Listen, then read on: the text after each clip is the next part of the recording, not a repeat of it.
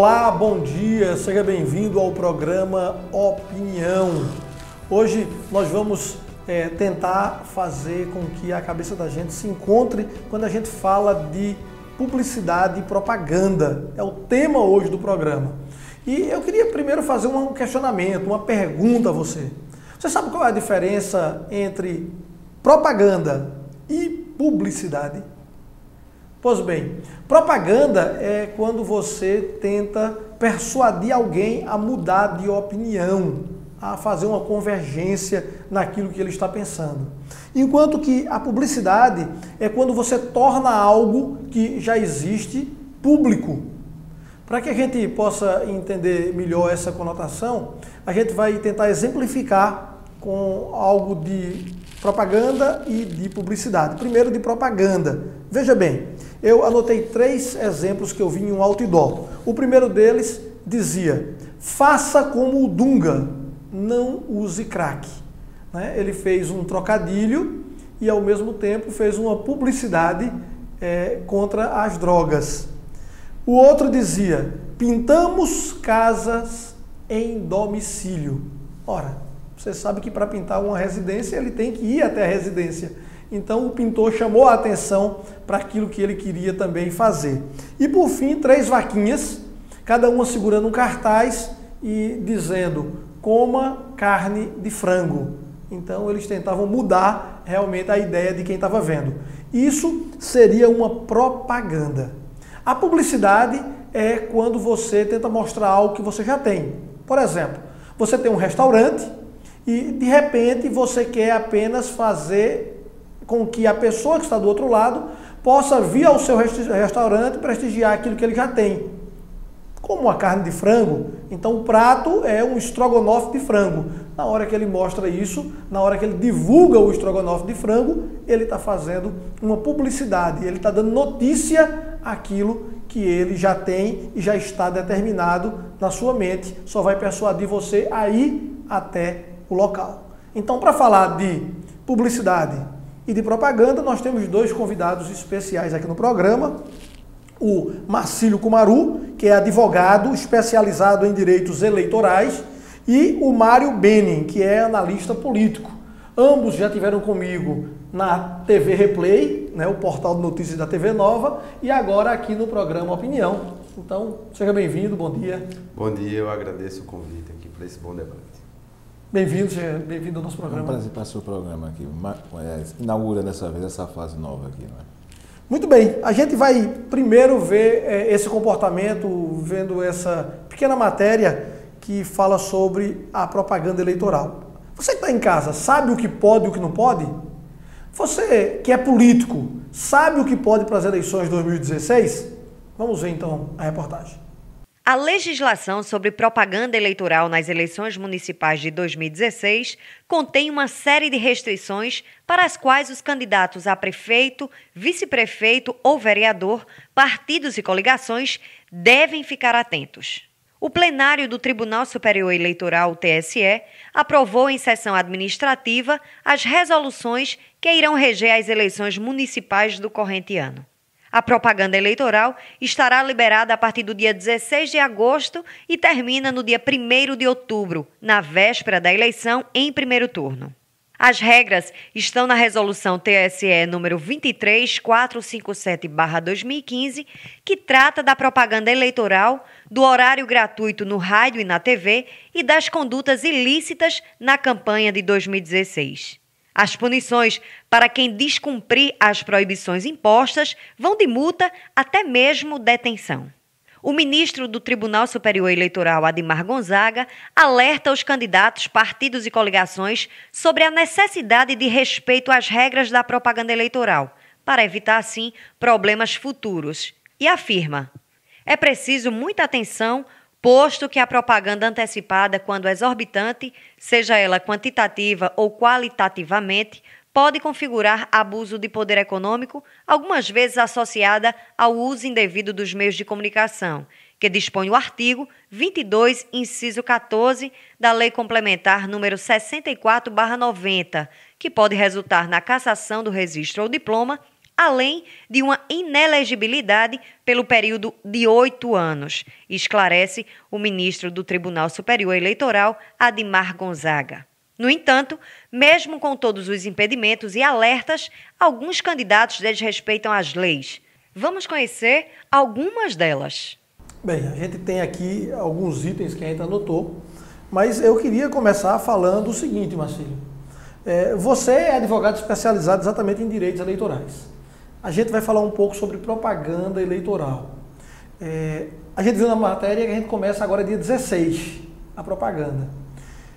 Só que tem sempre aquele candidato que costuma usar a internet, adesivos nos carros.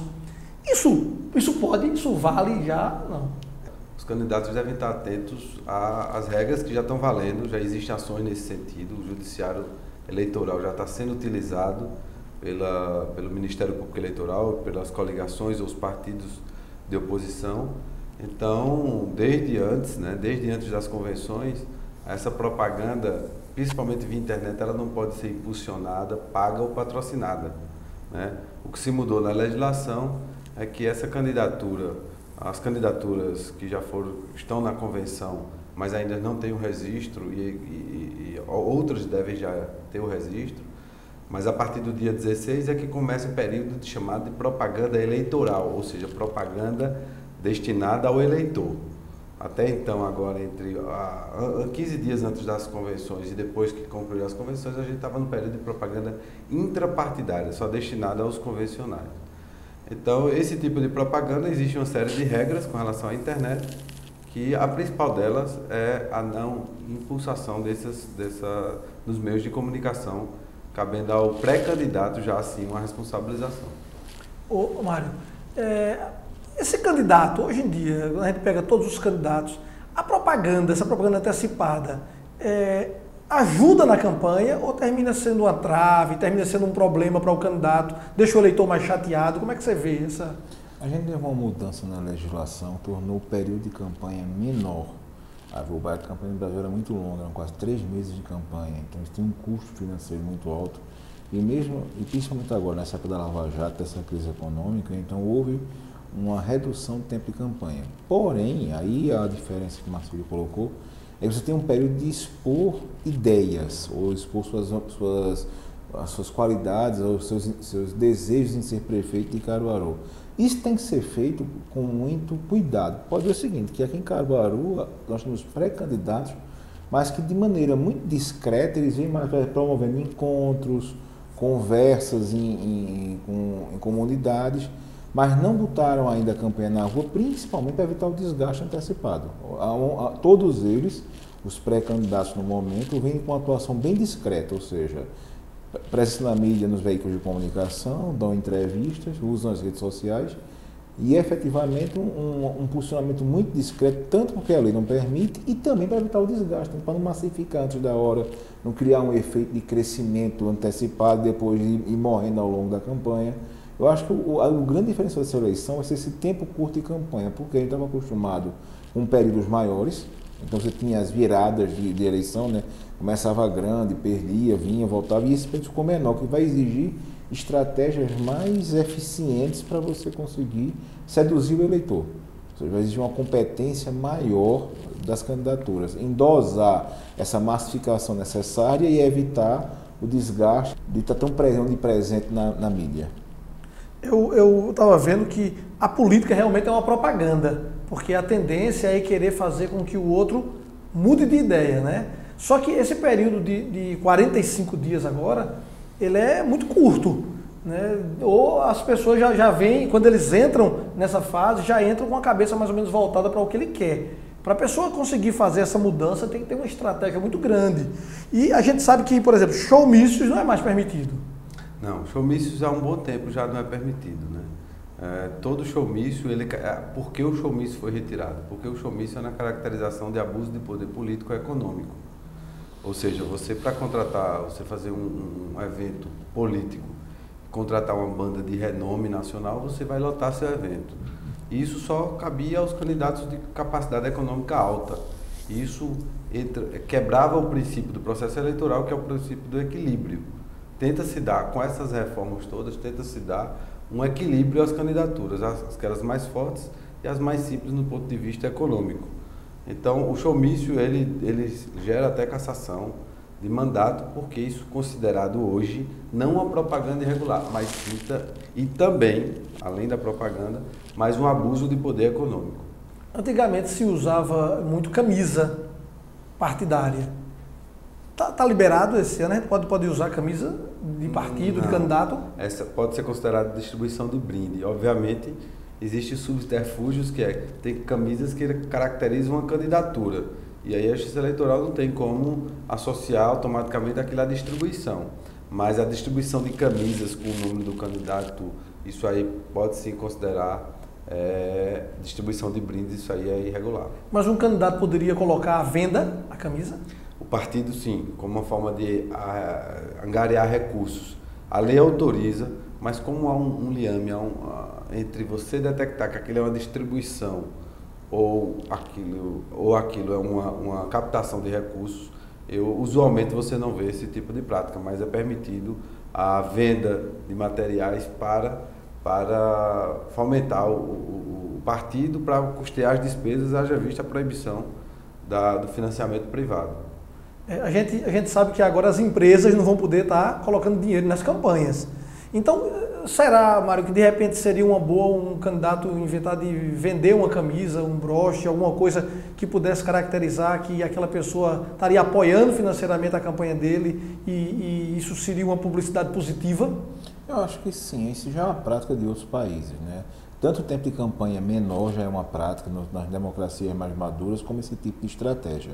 Principalmente porque daria um caráter mais transparente, ou seja, quem me financia, com quem eu tenho compromisso, quem bancou minha campanha.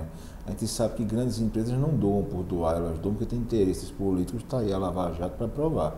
Agora, mais uma vez, a gente tem a noção de que são regras novas e que vai exigir uma atenção muito grande das equipes jurídicas, ou seja, vai ser uma campanha diferente em Caruaru esse ano em todos os aspectos.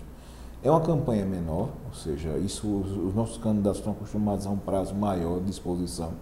É uma campanha que tem uma série de travas em relação à legislação, à fiscalização, à prestação de contas.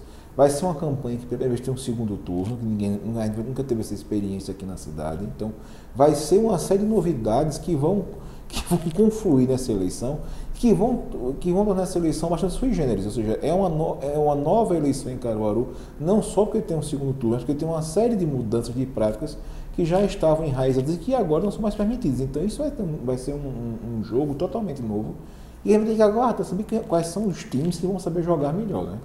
Então, como será essa publicidade e essa propaganda feita no rádio e na TV? A gente vai ver isso logo após o intervalo. Aguarda aí só um minutinho que a gente volta.